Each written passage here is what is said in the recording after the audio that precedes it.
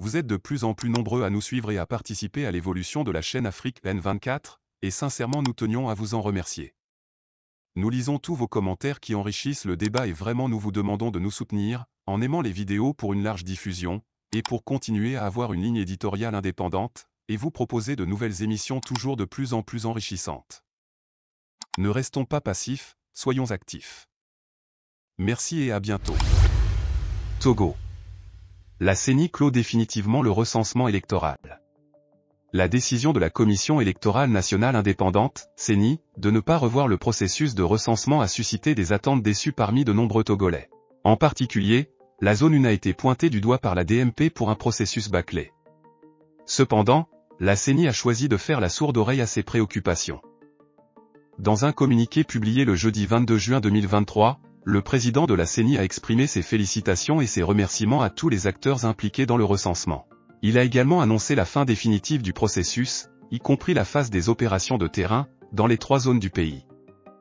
Cette décision de la CENI a été perçue comme un refus de répondre aux appels des partis politiques, des organisations de la société civile et des citoyens en faveur d'une reprise du recensement dans la zone 1. Dans cette zone, de nombreux électeurs potentiels n'ont pas pu s'inscrire en raison de plusieurs anomalies parmi lesquelles un déficit de communication avant et pendant les opérations de recensement, des dysfonctionnements notamment le retard et l'installation du matériel du recensement, des pannes récurrentes du matériel, la lenteur des OPS, des pénuries des consommables et de fournitures pour ne citer que cela. Cette situation crée une inégalité entre les concitoyens en violation des dispositions de la Constitution de 1992 et du Code électoral en son article 40. Les demandes visant à remédier à cette situation et à garantir le droit de tous les Togolais à choisir leurs représentants pour la prochaine législature ont été ignorées. Il est évident que la CENI, détenant l'agenda électoral et connaissant les tenants et les aboutissants de la situation, n'a pas été en mesure d'accorder aux Togolais marginalisés la possibilité d'exercer leurs droits démocratiques.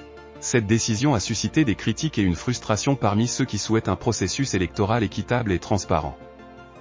Les partis politiques, en particulier l'opposition, ont exprimé leur profonde déception face à cette décision de la CENI. Ils estiment que la validité et la crédibilité des élections à venir pourraient être compromises si des mesures appropriées ne sont pas prises pour corriger les erreurs du processus de recensement.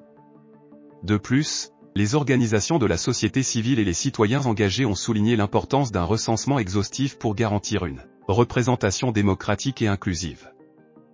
La question de l'agenda électoral de la CENI suscite également des interrogations et des spéculations. En gardant secret les détails de cet agenda, la CENI a créé un climat d'incertitude et de méfiance parmi les acteurs politiques et la population.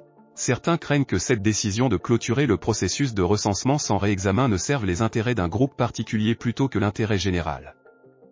Dans l'ensemble, cette décision de la CENI a laissé de nombreux Togolais dans une position précaire, privés de leur droit de choisir leurs représentants par le biais d'un processus de recensement équitable et transparent. Les appels en faveur d'une reprise du recensement dans la zone 1 restent sans réponse, et l'avenir du processus électoral soulève des préoccupations quant à sa crédibilité et à sa légitimité. Il est essentiel que la CENI prenne en compte les préoccupations exprimées par les parties prenantes et la population togolaise dans son ensemble.